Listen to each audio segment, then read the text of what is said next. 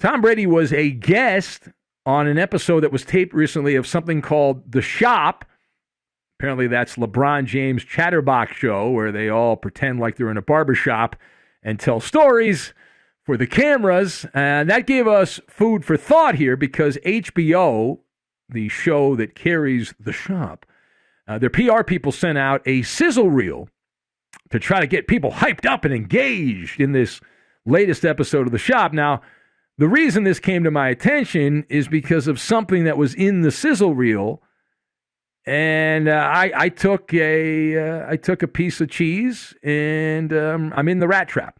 So here I am. Brady dropped a morsel of gold, which is wonderful. Now, if you didn't hear this, maybe not. Let me give you the brief thumbnail recap of this sliver in time. So Tom Brady gave what HBO is promoting as this unfiltered insight into the 2020 free agency process or process, depending on where you live. And it was speaking about how, one unnamed team had been interested in Tom Brady, but then lost interest. They sullied on Tom Brady, deciding in the end to stick with the incumbent starting quarterback. And in the soundbite, it's a very small soundbite, but there's a lot to it. There's a lot to it. So in the soundbite, Brady on this show, the Shop, Tom Brady says, quote, "One of the teams, they weren't interested at the very end. I was thinking, you're sticking with that mother effer?" Close quote. All right, so we don't have the full context, but this is enough. This is enough to talk about, and a lot of pin the tail on the donkey. Trying to figure out what exactly Brady was getting at. He didn't name the quarterback. He didn't name the team. So that's good for us because we get to investigate. The MALLER investigative arm is activated. The question, which team was Tom Brady referring to and which quarterback was he referring to? Or he was taken aback that this team had shown interest and then backed away from Tom Brady. He was offended. There's a number of surveys that are out. I saw Pro Football Talk had one. Last I checked, they had 4 options. They had Jimmy Garoppolo, Ryan Tannehill, Mitch Trubisky, and Drew Lock as the possibilities. And thousands of people had voted in that. And the quarterback that was supposedly the one Tom Brady was referencing to, the pulse of the people, at least on that poll, was Jimmy Garoppolo. That's the wrong answer. Right? That's the wrong answer. I'm going to hold your hand and walk you through this and tell you why that's the wrong answer. It is not Jimmy Garoppolo. It is not the 49ers that Tom Brady was referring to. I've got my take on this. You've got Joel Embiid, betrayal, and Casablanca. And we'll combine all of these things together, and we'll kick off with this, right? We turn to the MALLER investigative team. And years of parsing the words. And also as a kid, I used to watch Inspector Gadget, Go-Go Gadget, and the Scooby-Doo gang. If it wasn't for you meddling kids, we would have gotten away with it. Now, I'm talking top-notch solving of riddles. So I have that background. The Tom Brady mystery, this is what's known as a Joel Embiid. Trust the process. In this case, the time-tested, never wrong MALLER process of elimination. So if you go in the hot tub time machine, you go back to 2020, COVID is running amok. The world is shut down as we know it. Free agency, though, is going on. It's no whirlwind tours. It's not a whirling dervish of free agency. Everything is done remotely. The word on the street, if you remember back, and I do because I had nothing to do but talk about Tom Brady and where he was going to play. I was fascinated by it because we had nothing else to talk about. So the word was that the 49ers, the Raiders, the Patriots, the Buccaneers, and the Chargers were all kicking the tires on Tom Brady. That those were the teams. Right? I mentioned 5 teams: 49ers, Raiders, Patriots, Buccaneers, and Chargers. Now, using the time-tested MALLER process of elimination, we can chop away the fat. Some of the information we've heard over the last year, we, for example, were told that because of logistical family reasons, Tom Brady was not interested in playing in the Pacific time zone. It was too far away. He's got a son that is from his first relationship there that is living in the New York area. And so from what we were told, Brady did not want to play on a team out west.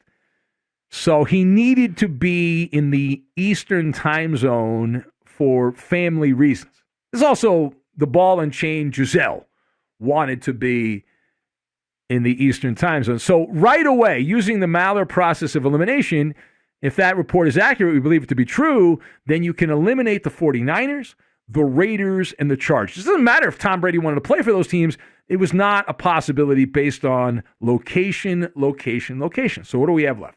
Process of elimination, we have the Patriots, the Buccaneers, and the Titans. Those are the three teams. They all play in the preferred Eastern time zone, which Brady wanted to hitch his wagon to. Now, it can't be the Patriots because the Patriots didn't have a quarterback. Tom Brady was the quarterback.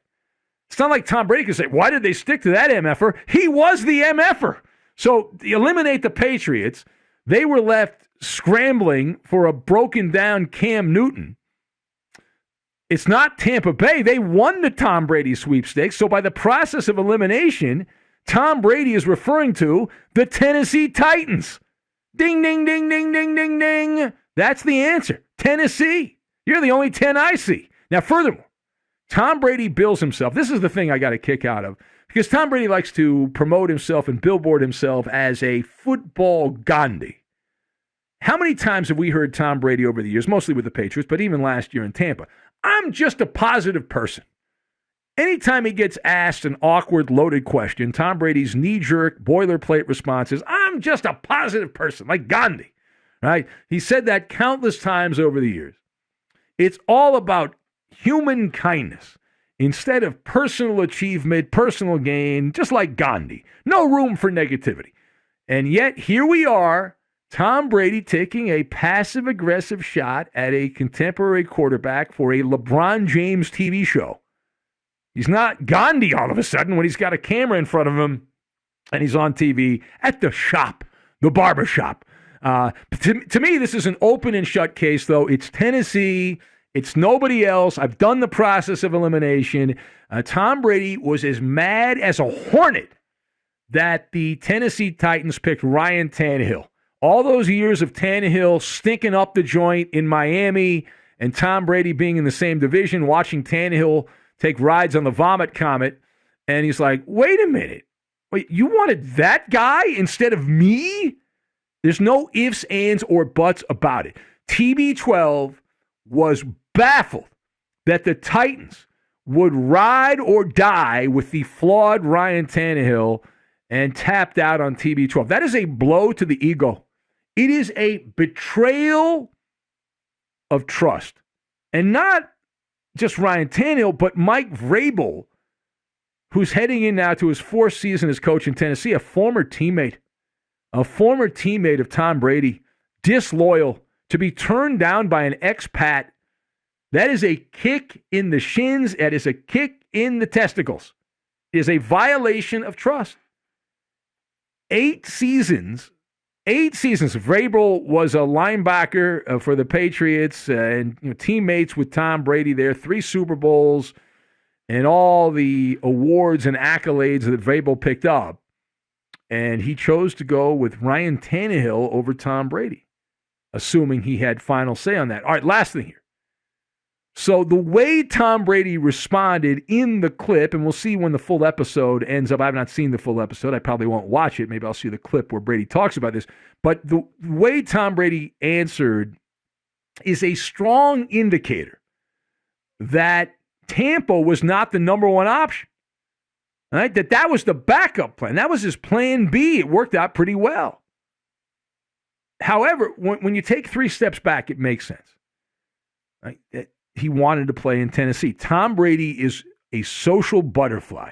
He spends his free time hanging out with the elites in society. We'd probably all do the same thing if we were in Tom Brady's position. But at this moment in time, Nashville has become the Casablanca of the new world, right? I mean, that's where the hipsters all hang out. All these elites from California and New York, many of them have decided to flee the chaos in big cities in those states, and they've relocated to the Music City. They found that as their oasis.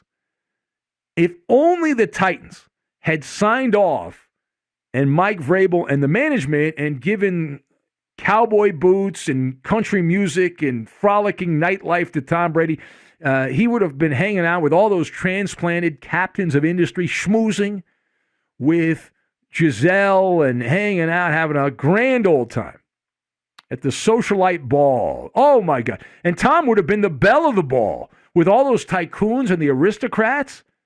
Oh, man, that's right in Tom Brady's wheelhouse. But instead, they decided the Titans, we kind of like this Tannehill guy.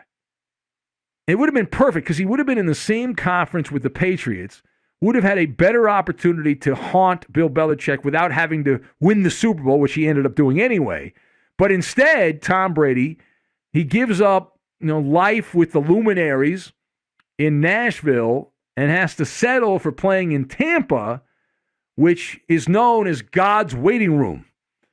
So there we are. And now, did the Titans miss out on a Super Bowl by sticking with Ryan Tannehill? If Tom Brady had gone to Nashville, would Tennessee have won the Super Bowl?